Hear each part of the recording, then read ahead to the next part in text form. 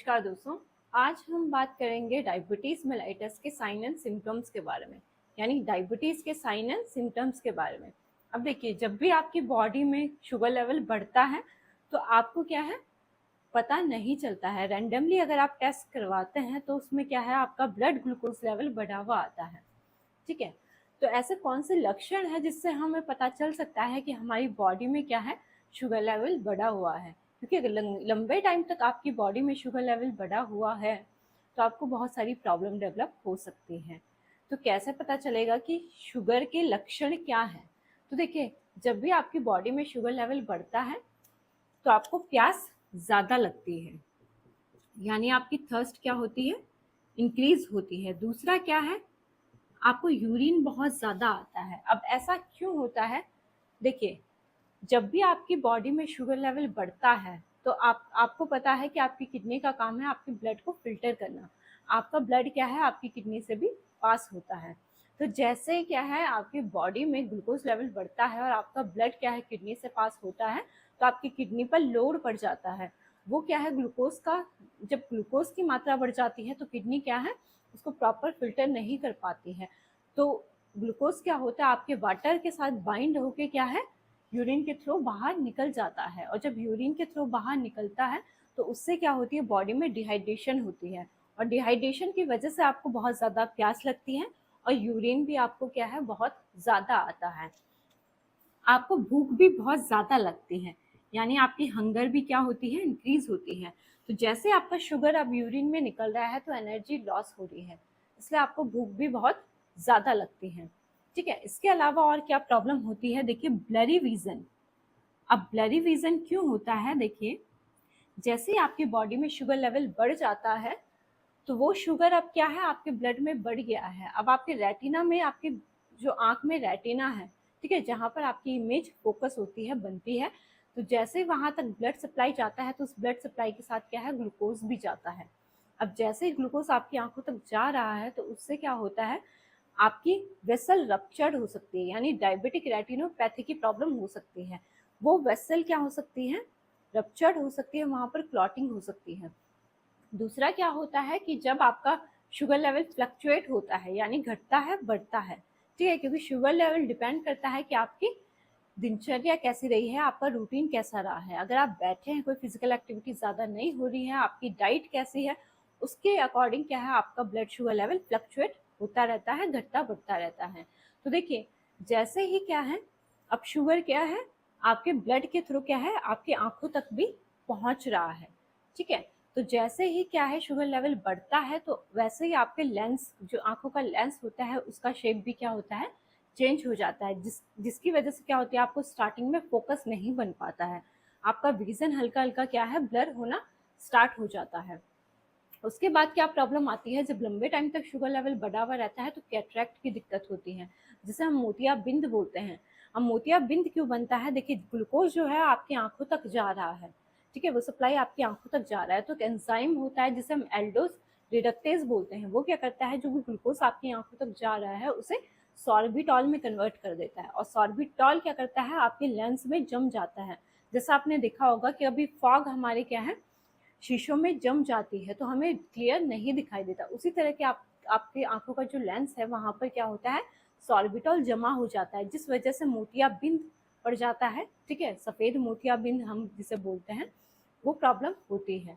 ठीक है, कई बारी क्या होता है, रप्चर हो जाता है तो ब्लीडिंग आंख में हो जाती है, जिस वजह से आपका विजन क्या है, क्लियर नहीं हो पाता है। तो ब्लर विजन भी एक कारण है। अगला क्या प्रॉब्लम होती है, फ्रिक्वेंट इन्फेक्शन। अब देखिए, जिन लोगों को शुगर की दिक्कत होती है उन्हें बार बार इन्फेक्शन होता है, यानी बैक्टीरियल इन्फेक्शन भी हो सकता है, वायरल इन्फेक्शन भी हो सकता है, और फंगल इन्फेक्शन भी बॉडी में हो सकता है। बार बार अगर क्या है, आपके स्किन में इन्फेक्शन हो रहा है, आपको रिस्पिरेटरी ट्रैक्ट इन्फेक्शन हो रहा है, ठीक है, ये कोई भी वायरल इन्फेक्शन हो रहा है, तो वो बताता है कि शुगर बढ़ने की वजह से आपकी इम्यूनिटी क्या हो गई है, कम हो गई है। दूसरा क्या होता है, जो भी ये माइक्रो ऑर्गेनिज्म होते हैं, इनको क्या रहता है, इन्वायरमेंट मिल जाता है ग्रोथ करने के लिए, क्योंकि शुगर क्या है, इनके अकॉर्डिंग इन्वायरमेंट क्रिएट कर देता है आपकी बॉडी में, जिससे इनकी ग्रोथ जल्दी हो जाती है। ठीक है, तो इन्फेक्शन क्या होता है, शुगर पेशेंट को बार बार होता है। और यूरिन इन्फेक्शन भी बार बार होता है, क्योंकि आपके यूरिन के थ्रू क्या है, ग्लूकोज भी निकल रहा है, आपके पेशाब में क्या है, ग्लूकोज की मात्रा भी निकल रही है, इसलिए वहां पर भी इन्फेक्शन के चांसेस बढ़ जाते हैं। तो जिनको क्या है, शुगर की दिक्कत है, उनको यूरिन में इन्फेक्शन भी बार बार होता है।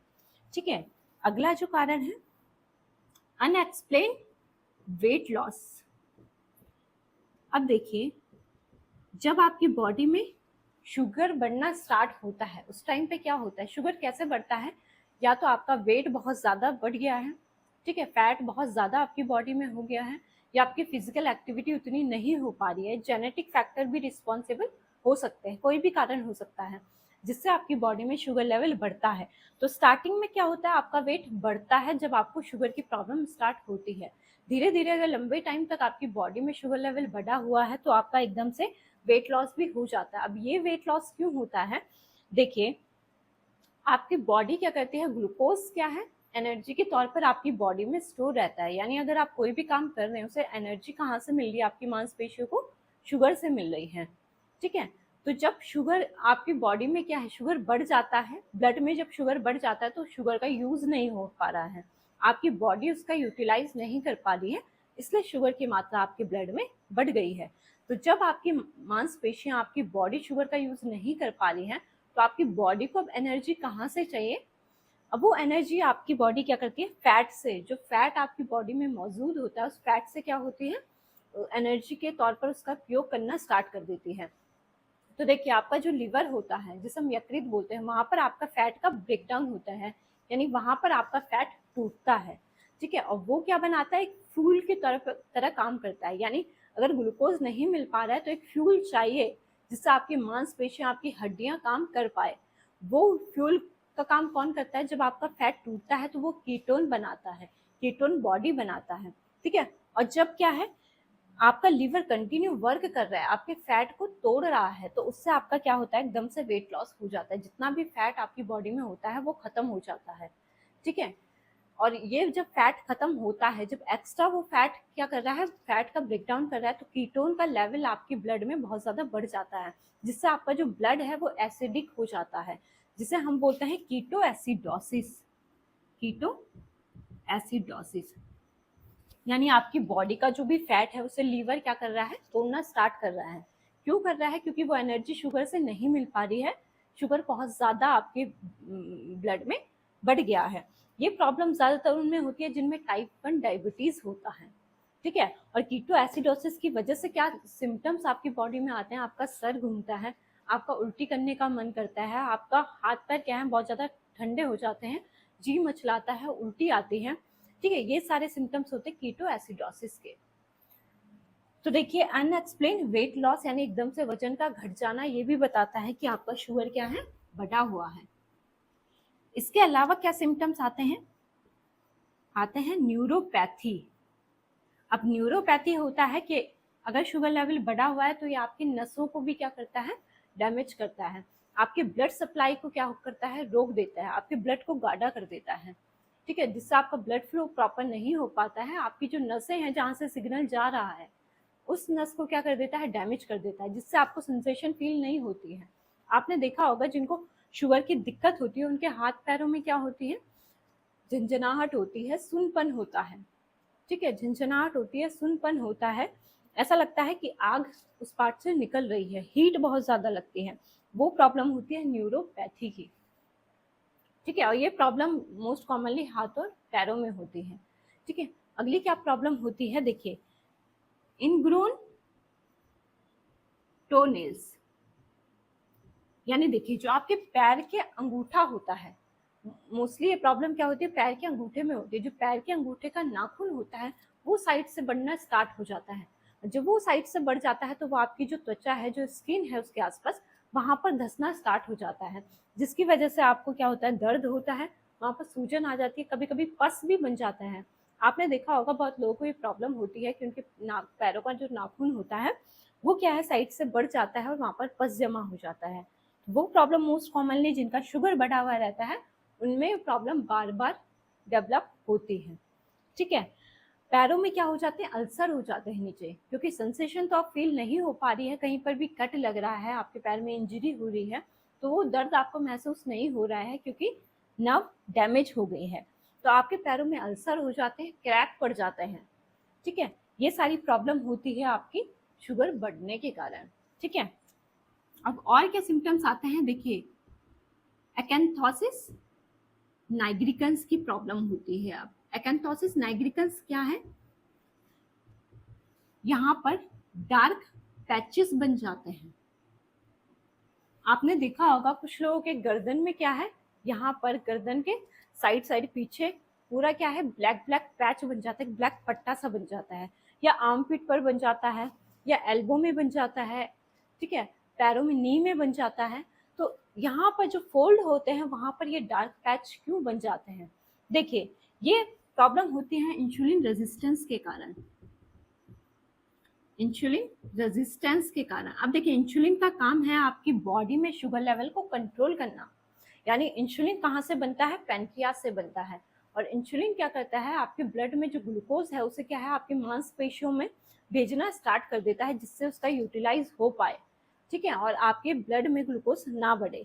तो ये काम है इंसुलिन का। और इंसुलिन रेजिस्टेंस वो कंडीशन होती है जब आपकी बॉडी के सेल इंसुलिन का रिस्पॉन्ड करना बंद कर देते हैं। ऐसा क्यों होता है, देखिए नॉर्मली हमारे सेल क्या है, इंसुलिन का रिस्पॉन्ड करते हैं, इंसुलिन वर्क करता है और ग्लूकोज लेवल मेंटेन रहता है। लेकिन ऐसा क्यों होता है कि हमारे सेल इंसुलिन का रिस्पॉन्ड नहीं कर पाते हैं, इसमें आपका मोटापा भी हो सकता है एक रीजन, ठीक है। अगर आप फिजिकली इनएक्टिव होते हैं, ज्यादा फिजिकल वर्क नहीं होता है आपका, बैठने का काम ज्यादा है, तो उस वजह से भी ये इंसुलिन रेजिस्टेंस हो सकता है। जेनेटिक फैक्टर भी हो सकता है कि मदर फादर से अगर आपको टेंडेंसी आई है इंसुलिन रेजिस्टेंस की, तो वो प्रॉब्लम भी हो सकती है। इन्वायरमेंटल फैक्टर भी हो सकते हैं कि आप स्ट्रेस ज़्यादा लेते हैं, उस वजह से भी क्या है, काफ़ी सारे, अगर आपका खान पान सही नहीं है तो उससे भी इंसुलिन रेजिस्टेंस डेवलप हो सकता है, ठीक है। तो देखिए जब इंसुलिन रेजिस्टेंस होता है, यानी इंसुलिन, आपके सेल इंसुलिन का रिस्पॉन्ड करना बंद कर देते हैं, तो शुगर लेवल बढ़ना स्टार्ट हो जाता है। और जब शुगर लेवल बढ़ता है तो आपके ब्रेन से सिग्नल जाता है कि शुगर लेवल बढ़ गया है, उसे कंट्रोल करना है, तो इंसुलिन का लेवल भी बढ़ाना पड़ेगा। तो आपका पैनक्रियास क्या करता है, और इंसुलिन बनाना स्टार्ट कर देता है। अब यहाँ से इंसुलिन भी बढ़ गया है, शुगर भी बढ़ गया है, लेकिन आपके जो सेल हैं बॉडी के वो इंसुलिन का रिस्पॉन्ड नहीं कर पा रहे हैं, इसलिए शुगर लेवल भी कंट्रोल नहीं हो पा रहा है। अब दोनों चीज बढ़ गई है, और जब बॉडी में इंसुलिन भी बढ़ गया है और शुगर लेवल भी बढ़ गया है, तो आपकी जो स्किन होती है यानी त्वचा होती है, वहां पर सेल होते हैं, ठीक है, जिन्हें हम बोलते हैं केराटिनोसाइट्स एंड फाइब्रोब्लास्ट। इन सेल में आपका क्या होता है, इंसुलिन ग्रोथ फैक्टर रिसेप्टर यहाँ पर प्रेजेंट होते हैं, ठीक है। तो तब जब देखिए इंसुलिन बहुत ज्यादा बढ़ गया है, तो आपके जो सेल है स्किन त्वचा में जो सेल होते हैं केराटिनोसाइट्स एंड फाइब्रोब्लास्ट, यहाँ पर आपका एक रिसेप्टर होता है जिसे हम बोलते हैं इंसुलिन ग्रोथ फैक्टर रिसेप्टर। ये क्या कर सकते हैं, ये क्या करते हैं, आपके इंसुलिन के साथ में जुड़ जाते हैं। ये रिसेप्टर क्या क्या करता है, आपके इंसुलिन जो बढ़ा हुआ है उससे बाइंड हो जाता है, और आपकी जो स्किन की त्वचा है उसको क्या करता है, उसकी ग्रोथ को बढ़ाना स्टार्ट कर देता है। और जब उसकी आपकी स्किन की ग्रोथ को बढ़ाना स्टार्ट कर देता है, तो हाइपर केराटोसिस की कंडीशन डेवलप हो जाती है। हाइपर केराटोसिस, पैपिलोमैटोसिस और मेलानोसाइट एक्टिवेशन। इसका मतलब होता है कि आपकी त्वचा क्या होती है, मोटी हो जाती है, ठीक है। वहां पर क्या होते हैं, बम्प बन जाते हैं, ऐसे उभरे हुए बम्प बन जाते हैं, वेलवेट कलर की त्वचा हो जाती है और डार्क हो जाती है, यानी काली हो जाती है, गाढ़ी हो जाती है, क्योंकि मेलानिन का सेक्रेशन वहां पे ज्यादा होता है। और ये प्रॉब्लम मेनली कहाँ पर होती है, जो आपके स्किन फोल्ड होते हैं, जैसे गले का फोल्ड है, ठीक है, अंडर आर्म्स हैं, आपका एल्बो है, आपके नी के फोल्ड है, ठीक है। यहाँ पर स्किन क्या हो जाती है, काली पड़ जाती है, मोटी हो जाती है, उभरी भी हो जाती है। क्यों हो जाती है, इंसुलिन रेजिस्टेंस के कारण, क्योंकि इंसुलिन का लेवल बढ़ गया है और आपके सेल इंसुलिन का रिस्पॉन्ड नहीं कर रहे हैं।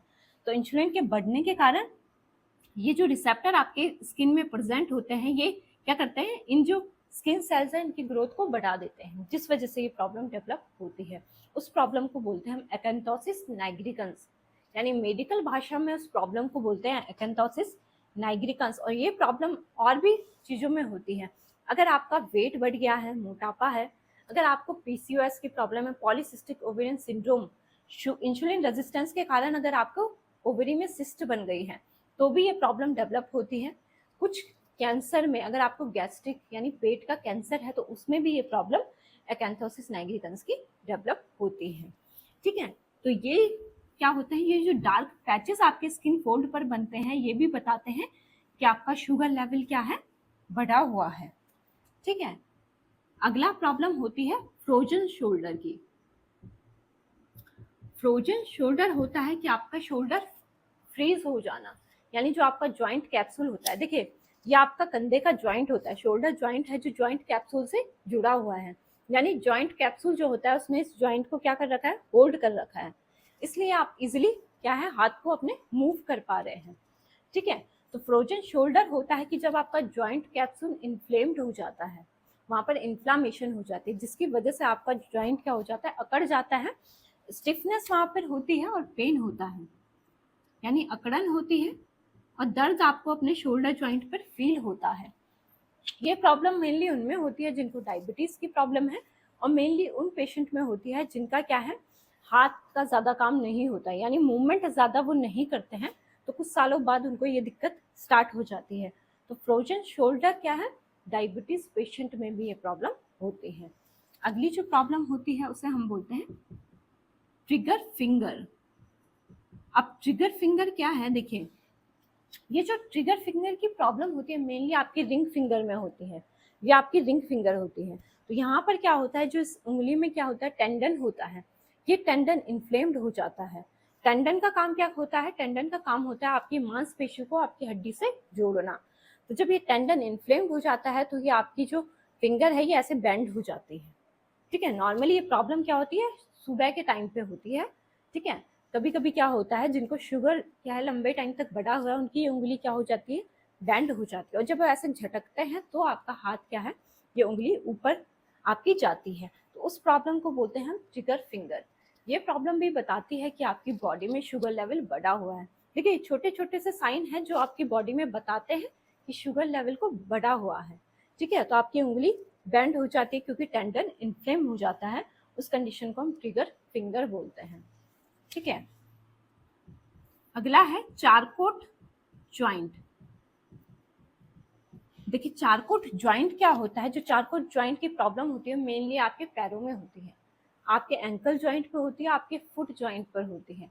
ऐसा क्यों होता है, देखिए शुगर बढ़ने की वजह से क्या होता है, आपके जो पैरों का नॉर्मल स्ट्रक्चर होता है, क्योंकि यहाँ पर क्या है, नर्व डैमेज हो गई है, शुगर लेवल बढ़ता है तो वो नसों पे भी आपके क्या कर देता है, असर करता है, नसों को क्या कर देता है, डैमेज कर देता है, जिससे जो सेंसेशन आपके ब्रेन से जाती है वो सिग्नल आपका ब्रेन से आपके पैरों तक नहीं पहुंच पाता है। तो कहीं पर भी अगर कट लग रहा है, डैमेज हो रहा है, तो आपको इजीली पता नहीं चलता है, क्योंकि शुगर जिनको बढ़ा हुआ है उनके पैरों में अगर हल्का सा भी कट लग जाए तो उन्हें जल्दी क्या होता है, उसका पता नहीं चलता है।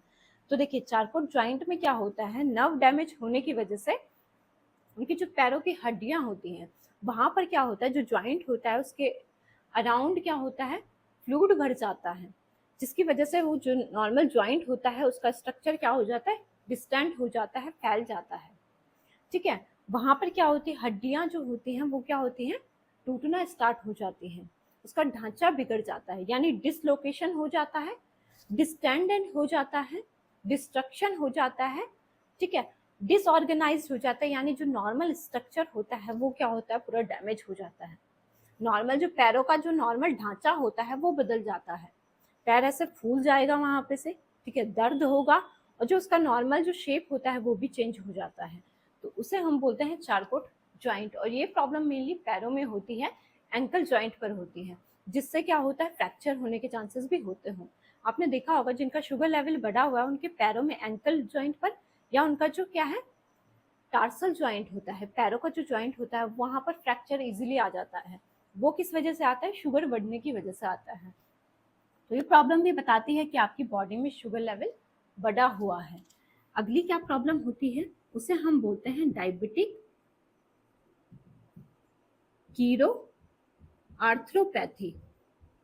इसे एक और नाम से हम जानते हैं, इसे हम बोलते हैं डायबिटिक स्टिफ हैंड सिंड्रोम। अब देखिए इसमें मेनली होता क्या है, जब आपके बॉडी में शुगर लेवल बढ़ गया है, ठीक है, तो वो शुगर क्या होता है, आपके टिश्यू भी क्या होते हैं, शुगर से भर गए हैं, ठीक है, शुगर कोटेड हो गए हैं। तो उससे क्या होता है, ये आपके स्मॉल जॉइंट को अफेक्ट करता है, यानी हाथों के जो छोटे छोटे जॉइंट होते हैं उसको अफेक्ट करता है। इसलिए इसे हम बोलते हैं डायबिटिक कीरो आर्थ्रोपैथी या डायबिटिक स्टिफ हैंड सिंड्रोम, यानी नाम से ही पता चलता है। जो आपकी उंगलियां होती हैं, नॉर्मली क्या होता है जब हम प्रेयर करते हैं तो हमारे हाथ ऐसे होते हैं, लेकिन जिनको ये दिक्कत होती है शुगर बढ़ने की वजह से, उनके हाथ ऐसे हो जाते हैं, यानी उनके हाथों के बीच में गैप आ जाता है। ऐसा क्यों होता है, देखिए, ये जो स्किन होती है हाथों की, ये मोटी हो जाती है, थिकनिक यहाँ पर हो जाती है, और ये जो जॉइंट होते हैं ये, इनकी फ्लेक्सिबिलिटी कम हो जाती है, फ्लेक्सिबिलिटी कम हो जाती है, इमोबाइल ये हो जाते हैं, मूवमेंट इनमें कम होता है। इस वजह से ये हाथ ऐसे बेंड हो जाते हैं, हाथ इतने मोटे हो जाते हैं कि वो क्या है, सीधे नहीं हो पाते हैं, फ्लेक्सिबिलिटी उनकी खत्म हो जाती है शुगर बढ़ने की वजह से। तो आपने देखा होगा जिनका लंबे टाइम तक शुगर बढ़ा हुआ है उनके हाथ ऐसे होते हैं, और यहाँ पर जो त्वचा होती है वो क्या होती है, मोटी हो जाती है, ठीक है। तो ये सारे लक्षण जो होते हैं ये शुगर बढ़ने की वजह से होते हैं, ठीक है। अब देखिए, इसके अलावा भी कई सारे लक्षण आपको दिखाई देते हैं कि आपके पेट का जो फैट होता है वो बहुत ज्यादा बढ़ जाता है, आपके जो बाल होते हैं वो क्या होते हैं, पतले हो जाते हैं, झड़ना स्टार्ट हो जाते हैं, आपकी बॉडी में क्या होती है, बहुत ज्यादा थकान होती है। तो ये सारे लक्षण क्या है, डायबिटीज बढ़ने की वजह से होते हैं। तो कभी भी अगर आपको अपना डायबिटीज चेक करवाना है तो अपना HbA1c चेक करवाएं, क्योंकि देखिए जो शुगर लेवल होता है वो फ्लक्चुएट होता रहता है, यानी घटता बढ़ता रहता है, डिपेंड होता है कि आपने आज खाना क्या खाया है, आपका आज फिजिकल एक्टिविटी कितनी रही है, आपका स्ट्रेस लेवल कितना रहा है, उसके अकॉर्डिंग क्या होता है, आपका शुगर लेवल घटता बढ़ता रहता है। लेकिन HbA1c आपका वो टेस्ट है जो आपके पिछले 2 या 3 महीने का शुगर लेवल बताता है कि आपका शुगर लेवल कितना रहा है, और अगर वो 6.5 के बराबर है या 6.5 से ज्यादा है तो आपको क्या है, डायबिटीज है। तो आपको क्या है, अपना डाइट को हेल्दी रखना है, अपने फिजिकल मूवमेंट को बढ़ाना है, योगा एक्सरसाइज आप कुछ भी कर सकते हैं, क्योंकि अगर शुगर बढ़ा रहेगा तो बॉडी में कोई भी दिक्कत आपको हो सकती है, ठीक है। तो अपनी लाइफस्टाइल को हेल्दी रखिए और अपना ध्यान रखिए। अगली वीडियो में हम बात करेंगे अगली प्रॉब्लम के बारे में। धन्यवाद।